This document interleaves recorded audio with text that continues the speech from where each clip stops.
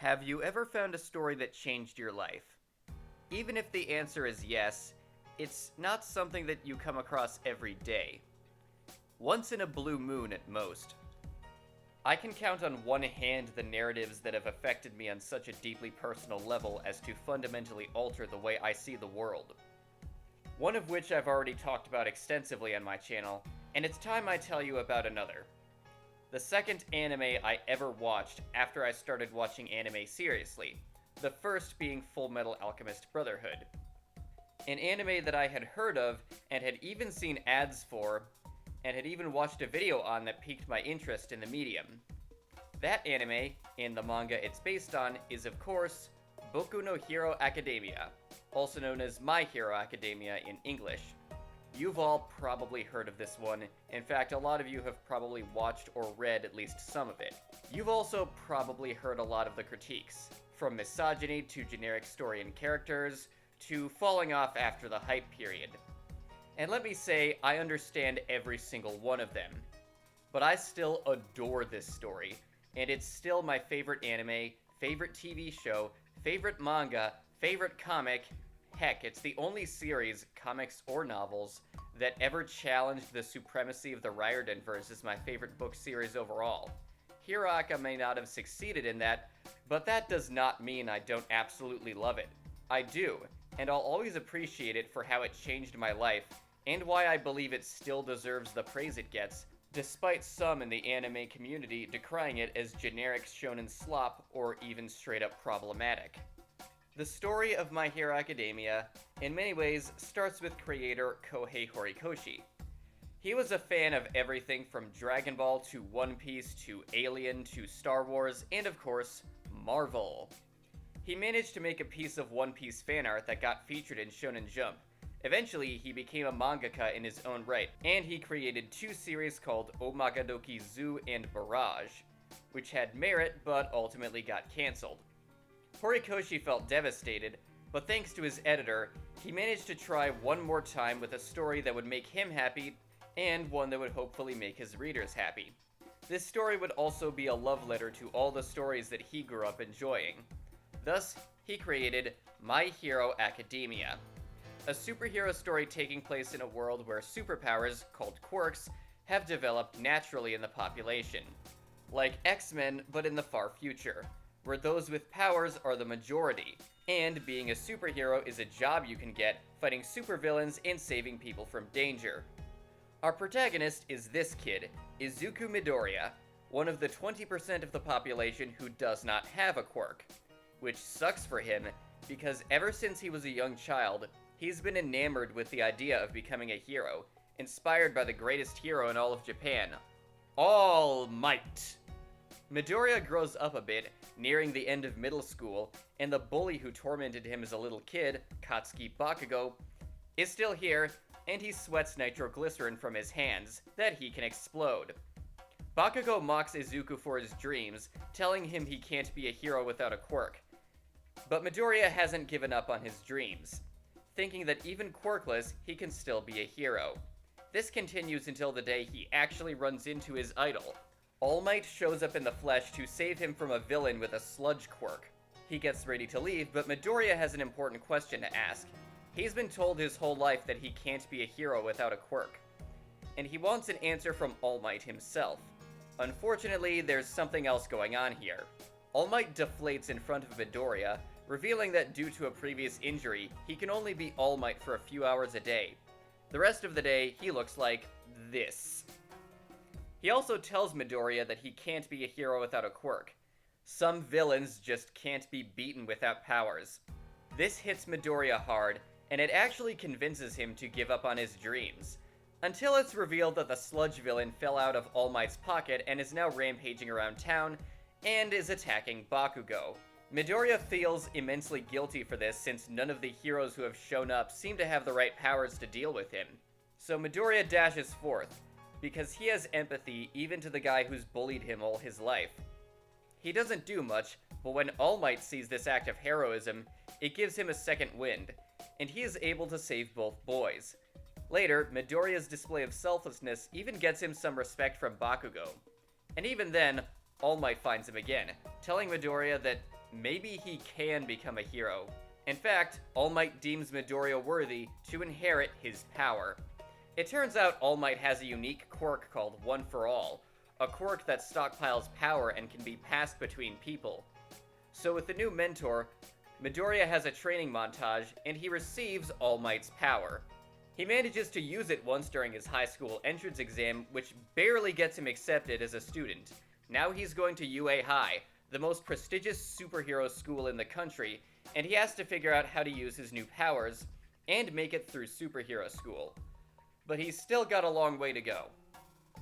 When Midoriya arrives, he's got a few more hurdles to overcome. You see, One for All is extremely powerful. So powerful that whenever he uses it, the sheer force destroys his limbs. And despite how much he's studied hero work, he's still terribly inexperienced in actually using his newfound quirk. And he's in a whole class of students who have had a lifetime to practice with their powers. And they're some of the best in the country for their age group. And the cherry on top, Bakugo's here too. Yay. So Midoriya has some work to do, winning over a strict homeroom teacher, standing up to Bakugo, and taking the name Deku that Bakugo once used to bully him, and figuring out how to use One for All without destroying his body. Fortunately for him, he studies super hard, and he's very good at learning on the fly. This was super refreshing for me after so many character goes to a new school and sucks real hard just because plot lines.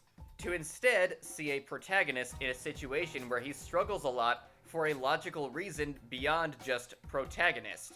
But it's not for so long that it becomes annoying to watch.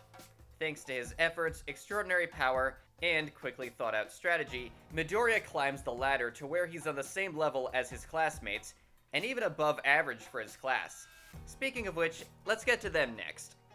Class 1A makes up most of the main cast in this story, and they're made up of quite the colorful bunch, consisting of obvious love interest, but she actually has a goal, a character arc, and moments of genuine growth independent of the protagonist, Ochako Uraraka, serious hard study with a strong code of honor, Tenya Ida, deeply traumatized and very powerful Zuko lookalike, Shoto Todoroki, this manga's resident pervert character, Minoru Minata, Katsuki Bakugo, aka Kachan, who's slowly becoming less of an asshole, and many, many more. Each one of them gets the spotlight at least once during the story, and several of them have full character arcs. Most importantly, the characters actually feel like they're progressing. Even relatively minor characters. Even the occasional character outside of Class 1A. Who they are when they are introduced is very different from who they become just a few arcs later. The entire cast gets character development and moments to shine, as opposed to oh so many other shonen manga that are almost solely focused on their main character, who fights all or almost all of the major antagonists, and maybe the other characters get to be there and maybe get a flashback or two. To make this point, I'm going to compare the cast of Hiroaka to another shonen manga I deeply love, One Piece. This may be a controversial opinion, but I think that Hiroaka has a better developed main cast than One Piece. Don't get me wrong, I love the Straw Hats, and I'll explain why in my now obligatory video on how One Piece changed my life. But they're all very simple characters. One note, you might say. Now, Oda-sensei is very good at getting as much as he possibly can out of that one note, but after their main arc, each Straw Hat is just fairly static. Yes, sometimes you get another arc that develops them further, like Whole Cake Island for Sanji or Water 7 for Usopp, but those are few and far between. One Piece has other strengths, like its interconnected world, but as someone who values character over plot and world building, though all of them are important, I prefer stories like Hiroaka due to their spending more time on their whole main cast. But that's just one aspect of the story. There are other ways it stands out for me as well, like the powers. A massive appeal of both superhero stories and shonen battle stories is the powers. And both of them have similar problems when it comes to power escalation in general. When a character has been in comics for a while, the writers eventually take their powers to the logical extreme, and suddenly everyone can survive a nuke, or destroy the world, or destroy the multiverse, or what have you. Shonen battle anime tend to have a similar issue, except for the fact that only a few characters, primarily the protagonist, get to take down or even stand up to major villains. Hiroaka avoids both of these issues. I already talked about the side characters getting their own developments and moments to shine, so let's get to the power system. Quirks are naturally occurring in humanity and even some animals, and they vary dramatically from tiny horns to creating almost any non-living object imaginable. Some are typical, like super strength, but some are super creative, like manifesting qualities of objects you eat. But all of them have a weakness of sorts, a limit on how much power they can produce, or a potential counter, like Bakugo's limited tolerance for recoil, or Froppy's weakness to the cold. This prevents any of the powers from becoming too crazy, but it also leaves the door open for power escalation. Sometimes characters will increase their power output with a training arc, or they'll plug up a weakness with a new piece of equipment, or they'll come up with a creative new way of using their power. This can be as simple as a character's powers just hitting harder, or a character who needs to touch an object to affect it with their powers might one day find they can affect all objects touching the one they are touching, ensuring that the power escalation is significant enough to be satisfying, but never too much as to kill the tension in the fights. But the powers are also part of the world. So how do they factor into it? Well, the world of My Hero Academia used to look just like our own until years, possibly centuries ago, a child was born with the ability to radiate light. After that, reports of people with superpowers started cropping up around the world. Naturally, there was social unrest following this, but over time a new group emerged to help keep peace and order. Heroes. During the time the story takes place, quirks are strictly regulated to ensure no one just starts destroying things. And they can even be used for other purposes, such as preparing food, or construction, or music creation. Being a superhero also became a job you could get if your quirk is suited to it. On the surface, superhuman society looks great, but behind that, there are tons of problems. For one thing, marketability plays a huge role in how successful a hero can become. So whatever power they have doesn't just have to be powerful or versatile enough, it also has to be flashy. This can leave certain powers that could be extremely useful left to the wayside. Early on in the series, we meet a character who can mind control people if a certain condition is met. That's a power that can completely turn the tide of a battle with a villain, or even be used in non-violent apprehension or interrogation. Yet, because it doesn't blow stuff up or destroy robots, the character in question was left out of the hero course. And that's not the half of it. Discrimination still exists, and now it's also directed at heteromorphs, that being those born with quirks that drastically alter their bodies. Then there's the hero ranking system, in which people are encouraged by the system to game it for a higher spot. And that may be counter to the original purpose of superheroing, which is of course protecting people. Granted, there are rules in place, such as if heroes from rival agencies show up to fight a supervillain or save a group of people from a disaster, they have to work together and prioritize defeating the villain and saving the people. But those don't stop heroes from trying to game the system anyways. The world feels very alien compared to our own, yet clearly shaped by the pros and cons that would naturally arise from superpowers developing in the populace. In many ways, superhuman society is great on the surface, but not everyone is lucky enough to be born with a profitable quirk. Not every area of the world is equally protected. Not every town is equally civilized and accepting of those who are different. And some of those unlucky ones go down a dark path. Which brings me to my next point: the villains. The villains of this story primarily consist of the unlucky, people born with a quirk that appears monstrous, or were left behind by society because of the way they were born. Yes, some are just evil out of delusions or greed, but for most of them, it's clear that they're only doing what they're doing because they genuinely want to change society for people like them. Attempting to do so in any other way proved impossible, so they threw their lot in with those who promised to actually strive for societal change. And they're brought into a space filled with other outcasts that accept them for who they are. Even as they clash with our heroes, it's hard not to feel like the villains didn't need to be villains. Fortunately, unlike a certain other story that shall not be named, the heroes recognize this and change becomes possible. Whether or not they succeed, I'll leave up to you to discover. But that's not all when it comes to the problems with superhuman society. Let's talk about the Superman-like in the room. You might remember at the beginning of this video I talked about Midoriya getting the power of the greatest hero in the world. Well, there's a reason why he got there. You see, there's evidence in the series that quirks are becoming more powerful from one generation to the next. But One for All is still overwhelmingly powerful, and it too gets stronger from one generation to the next. Because of this, All Might has largely been holding up society on his big burly shoulders, overworking himself, stopping as many villains as he can single-handedly, and often going beyond his perceived limits, deterring tons of other villains in the process. But he can't handle that pressure forever, and as it stands, neither can his prodigy, not alone at least. As a quick side note, there's an interview with the author where he talks about how he perceives the concept of heroism, and he mentions that he used to see heroes as unstoppable forces, and he tried emulating this as best he could on his own, but as he got older, he started appreciating the support of those around him more. And that's as much as I'll say without going into spoiler territory. With all that praise said, there are admittedly some flaws Hiroaka undeniably has that even I can't defend. Let's get the big one out of the way. Misogyny. Oh joy, what an ugly start. Anime in general, and especially shonen anime, has a problem with how it portrays female characters. You can see this all the way back in Dragon Ball with Master Muten Roshi, who is quite the pervert. Or his effective successor, Sanji from One Piece, who to be fair is better since he does actually care about the women he hits on, but like Roshi's perverted tendencies, it's still off-putting and cringy. And that chapter simply titled Sanji's Dream is pure cringe. And that is not even considering Brook's actions. Hiroaka, continuing the trend, has Mineta, who repeatedly tries to see the girls in ways they don't want him to. To be fair, unlike Roshi and Sanji, he's repeatedly stopped in increasingly brutal ways, though later on, he does learn an important lesson about women.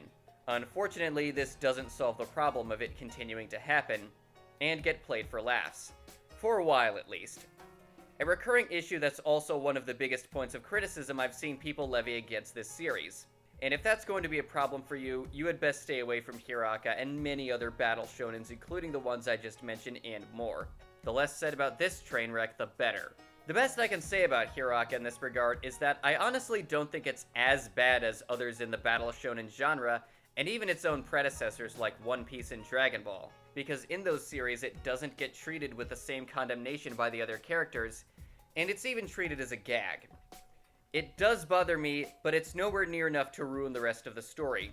There are other issues, like the story not maintaining the same level of quality throughout, but it does not get bad, or even mediocre, in my opinion at least. Like, it's still better than most other manga or anime for me, but it is something I noticed. There is one other issue I do have with it, though. Remember at the beginning of this video when I said that Hiroaka once challenged the Riordanverse as my favorite book series overall? When including both traditional novels and comics? Well, there is one very specific reason why it did not top the Riordanverse.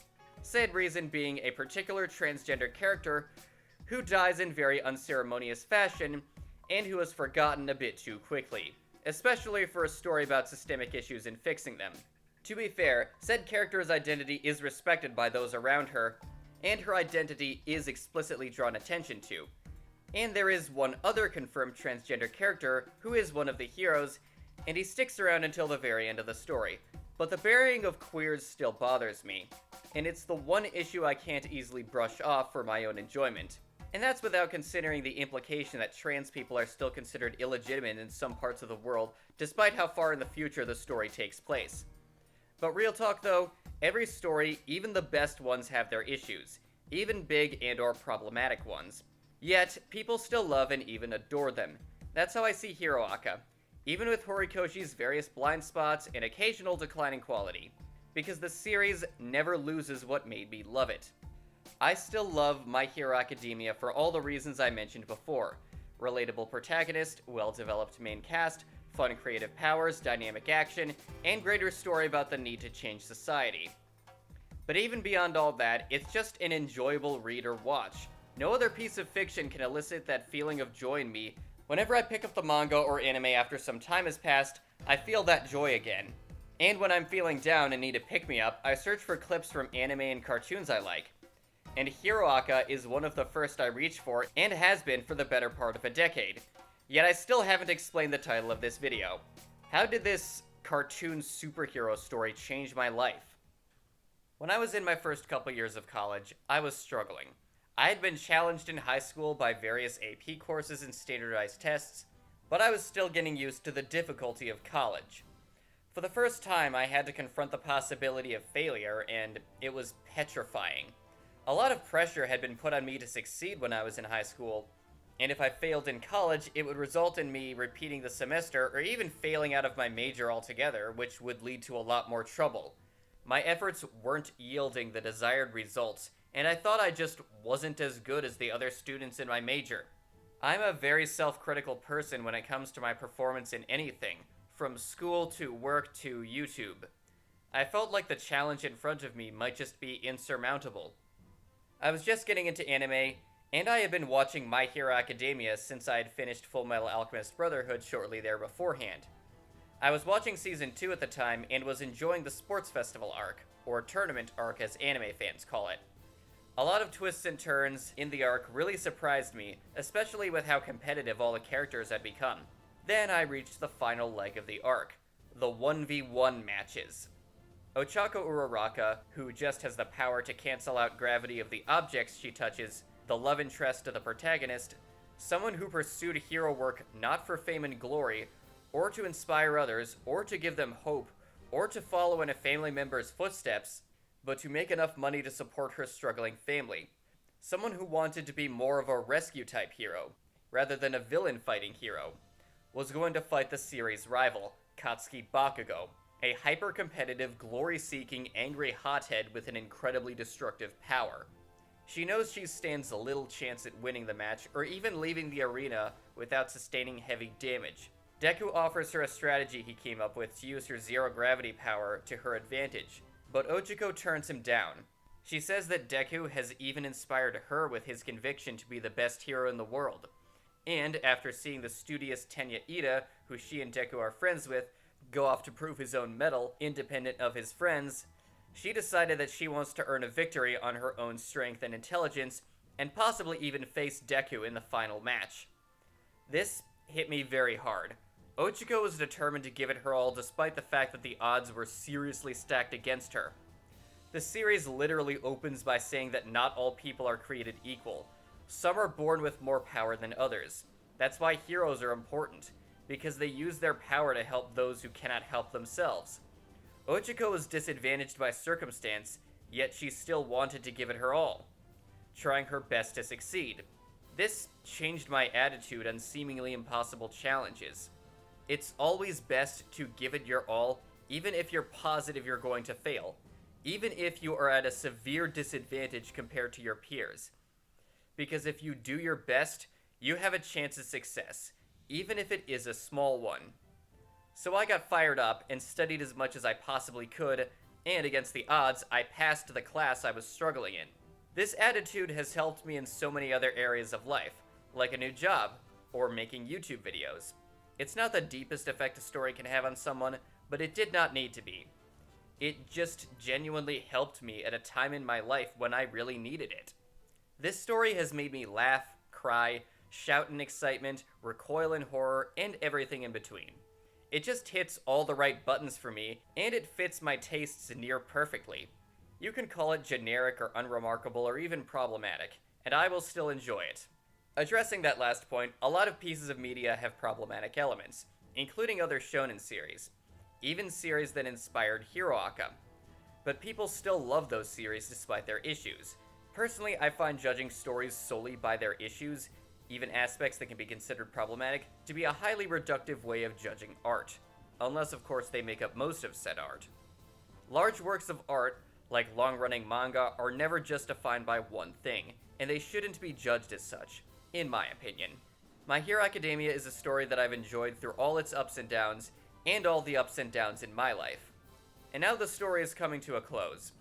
I have no idea what Horikoshi-sensei is planning on doing next, if anything at all. I haven't checked out the Vigilante spin-off at the time of writing this, but I plan on doing so eventually.